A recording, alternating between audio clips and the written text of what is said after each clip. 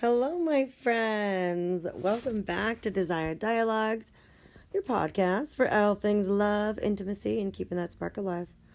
Today, we're going to tackle a major relationship pitfall, right? Expecting your partner to read your mind. Because let's be real, no one's got psychic powers, right? And vague hints just aren't working for you, babe, are they? So we're going to talk about the art of clear, honest, and respectful communication. How to say what you mean without the drama, the guilt, and the confusion. So pour yourself a drink or three, and let's dive in. So the problem with hinting, right? Let's start with a reality check. So how many of us have said, I'm fine, when you absolutely are not fine, right? Or hinted at what we want and then got annoyed when our partner didn't pick up on it, right? I will wait as you raise your hand.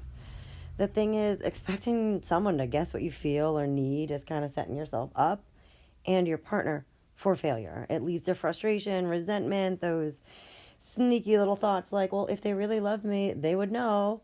Newsflash, love does not come with mind reading powers. If you want something, you got to say it. So let's talk about why we avoid being direct, right?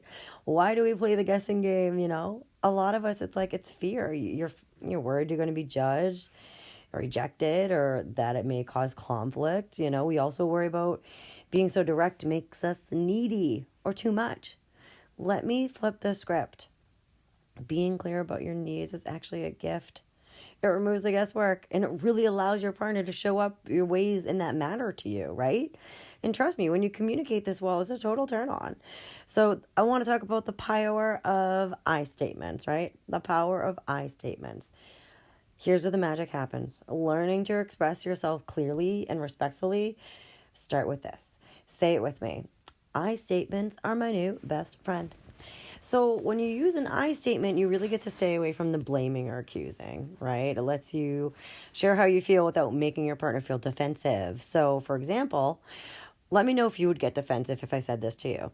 You never pay attention to me, right? Instead, what if I said, I feel unimportant when we don't spend time together?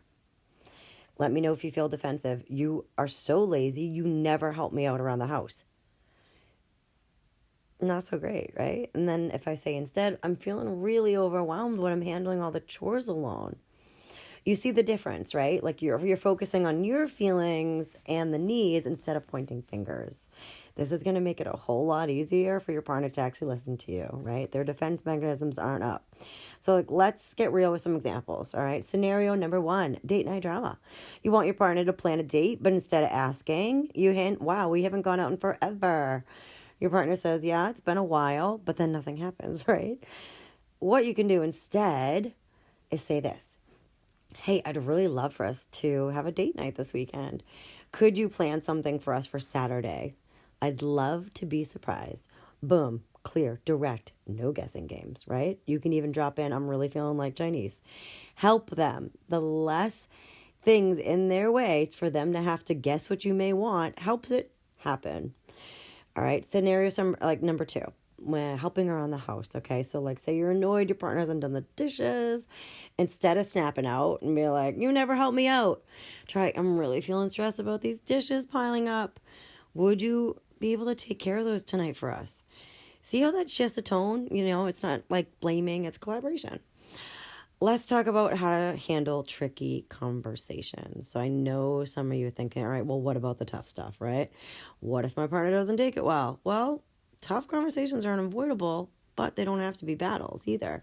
Here's a secret, pick the right moment. Don't drop a bomb in the middle of their mid-Netflix binge. Be kind but firm. You can say, I love you and I need to share something that's on my mind. Do you have time right now? Remember, it's okay to pause if things get heated, right? Hey, let's take a break for 20 minutes and come back to this. And that changes everything, right? You need 20 minutes for your adrenaline levels to go back to baseline. So you're not having a heated argument. You're able to come back with some clarity, right? So here's the challenge. This week, I want you to practice saying what you want and definitely start small. Ask for what you need. You can share a feeling or you can set a boundary using an I statement. I want you to notice how your partner responds when you're clear and direct. Conversations can be tricky, all right?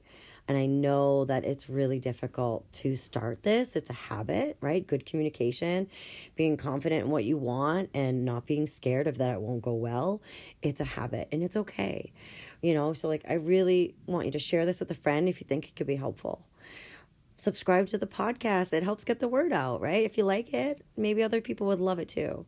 But until next time, keep talking, keep connecting, and keep showing up for your relationship, yourself, and your desires, my friend. And until next time.